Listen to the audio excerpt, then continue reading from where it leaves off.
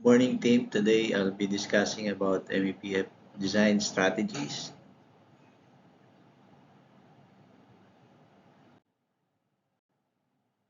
For mechanical HVAC system,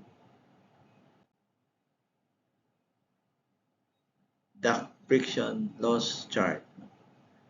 When you do design for air distribution, you need to consider related design criteria such as low pressure system. For supply air duct, we normally use 1,500 feet per minute.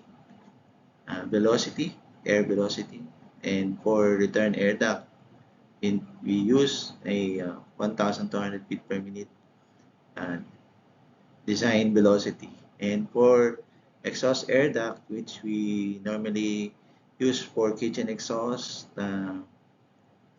ventilation system, we use 1,800 feet per minute.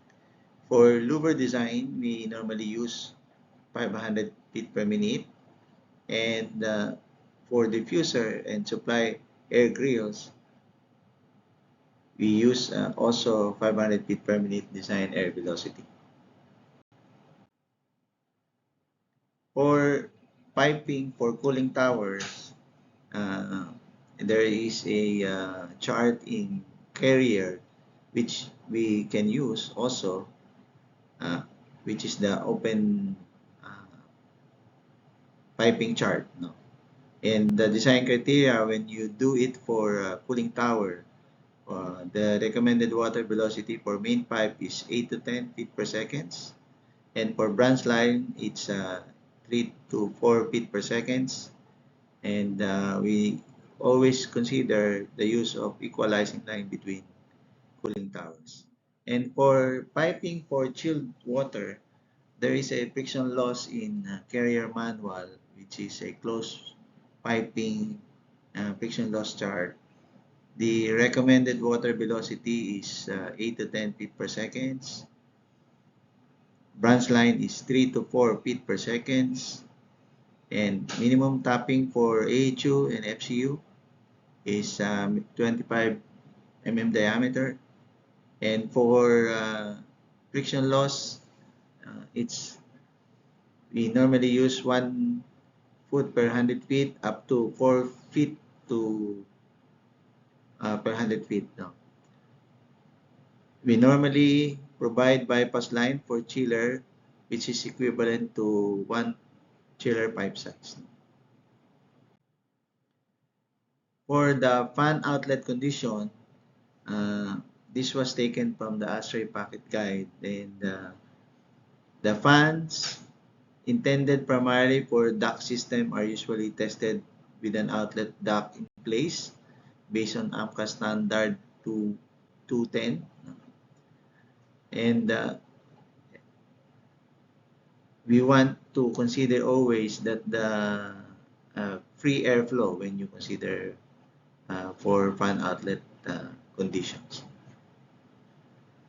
So be careful when you are designing for air-cooled chillers. You always consider those velocities.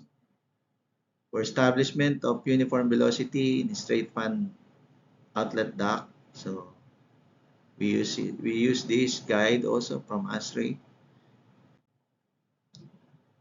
And for straight fan outlet duct, so when you connect it to the utility fan, centrifugal utility fan, so you use this criteria as well. And for mechanical equipment rooms, uh, we will always consider space allocation. So you lay out properly for the chiller, pumps, the pipings, and you normally consider about 4.5 to 5 meter height so that you have enough elevation for your suction for the pumps, especially if you're using vertical inline or end suction pump. So you need to consider those elevation.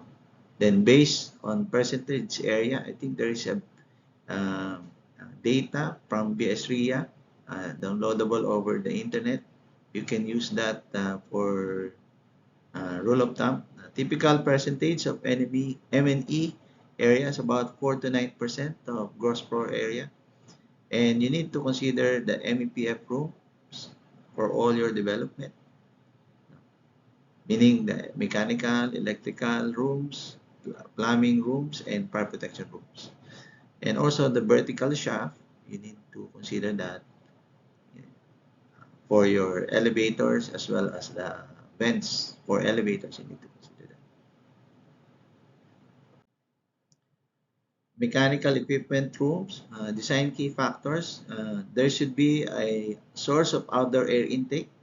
So you need to consider between the distance between air intake and also the exhaust air outlet. I think the ASHRAE Packet Guide has has provided the guidelines on the distance between the outdoor air intake and the exhaust outlet. And for consideration, the prevailing wind during both cool and summer months, so you need to consider that when you are doing your ventilation. Location of a stock exhaust, kitchen wood exhaust, architectural baffles for noise control, you need to consider that. And intakes recommended at lower one-third of the building height. For mechanical equipment room, strategic location. I believe when I was involved in the design of Tower 1 Exchange Plaza in Ayala, I was assigned as technical support. The high rise for that is located, for that high rise, the mechanical room is located at the basement because for the plumbing, and also they have in between floors, like about 24th floors, no? There is a mechanical room on that level because it's about 40 plus story building. So we need to consider that mid-floor for efficiency on chilled water distribution between floors. And I believe on top of that building, there is the uh, energy wheel. Our consultant LRPA has provided the design to locate the energy wheel at the top of the building, and even the cooling towers also. And if you have a mid-floor, meaning the chiller is located on that design floor for mechanical room, so you have a smaller total dynamic head in terms of returning the uh, condenser water to the cooling tower. The benefits of decentralized equipment room: shorter duct runs, no? It uses less power on air handling units, less hydraulic loads, and minimal or controlled noise. For electrical design, uh, this was based on our coordination with the Meralco company. They have trained us uh, on designing for they have trained us on designing for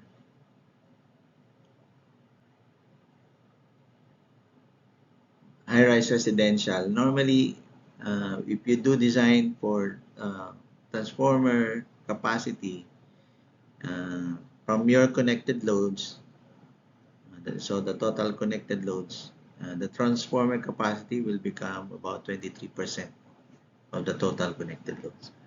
And based on my experience when we were designing for high-rise, also for residential building, we have observed some of the data during the time that we have operated the building for almost 10 years, from 1999 to 2009. We have observed that the generator capacity usage, no, during those period that the building is almost 100% occupied, and the peak capacity that utilization in terms of generating capacity for the generator is only about 60%. So after that learning, the succeeding building that we are designing for Rockwell's, starting from Idades, I think started from the group, we already reduced the capacity of the generator to about 60%. So those are the kinds of learning that we have taken into account in the future design of buildings for high-rise residential. But definitely for commercial, it will be a different story. For the design of plumbing and sanitary system, you need to provide independent stock system for sewerage system, potable water drainage system, air conditioning condensate pipe riser system, storm and roof deck drainage water system. But why you need to provide for that independent stock system? Because you don't want to contaminate the whole quality, indoor air quality of your facilities.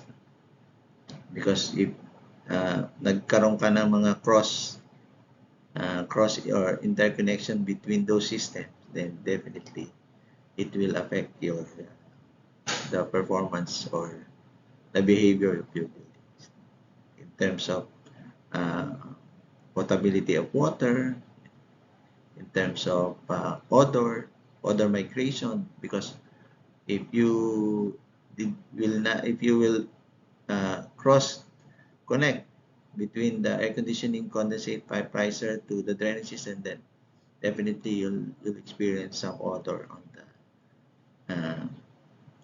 air conditioning coming from the condensate risers. So we want to avoid that condition. So normally when you design for sanitary plumbing system, we always provide for independent stock system. Okay.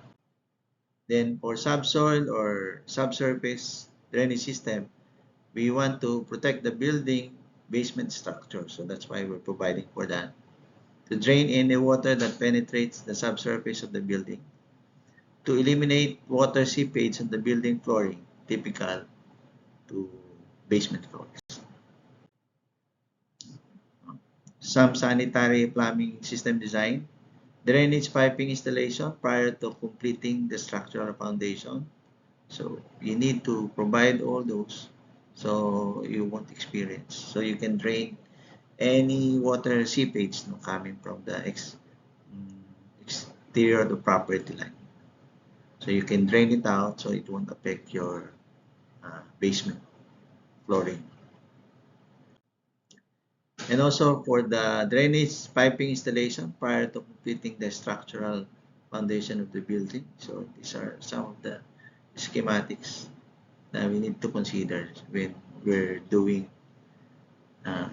sanitary and plumbing system. This should happen at the onset of the development when you're doing your foundations. So part ka na nun.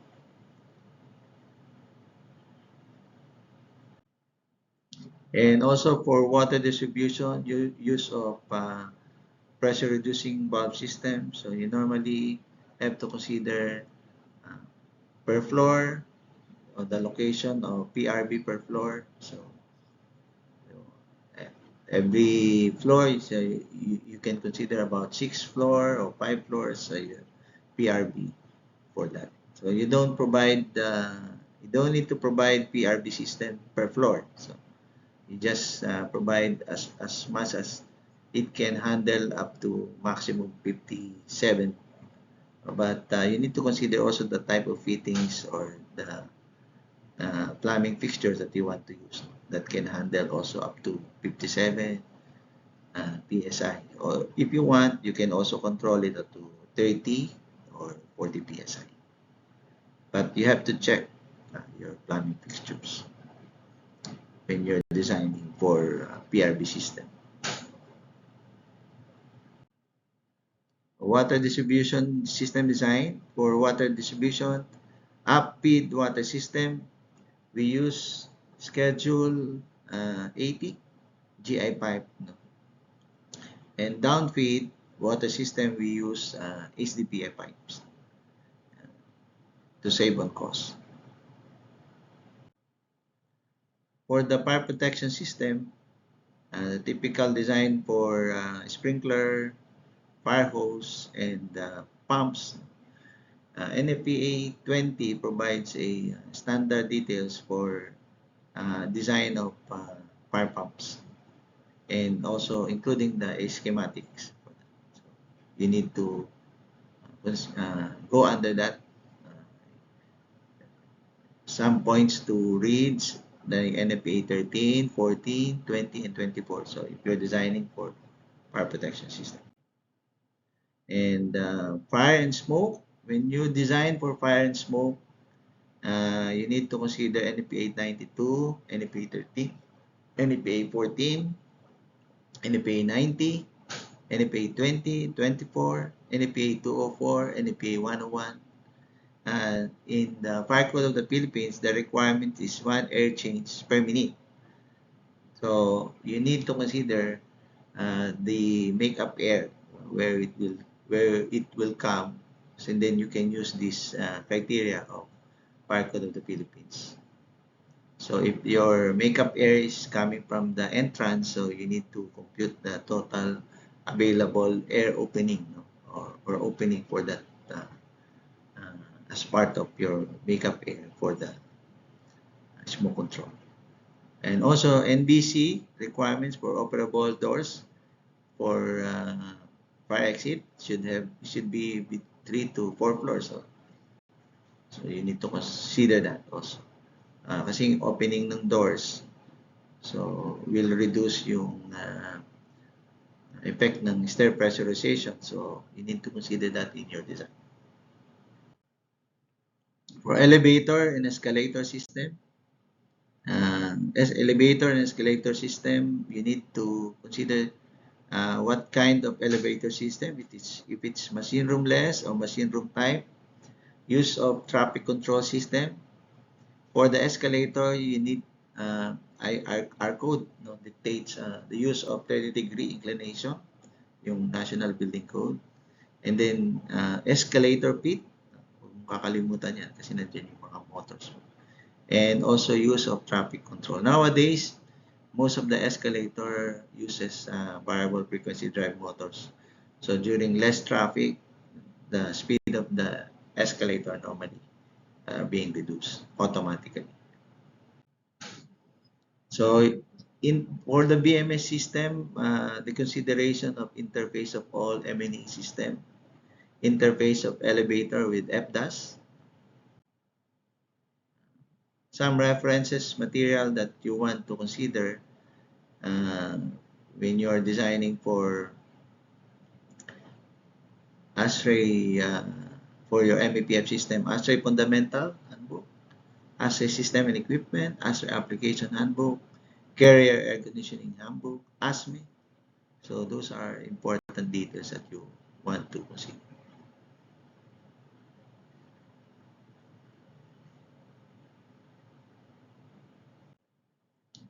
Thank you very much, and I hope you have learned some MEPF design strategies worth noting when you're designing for high-rise residential building and commercial buildings. Thank you very much, and God bless.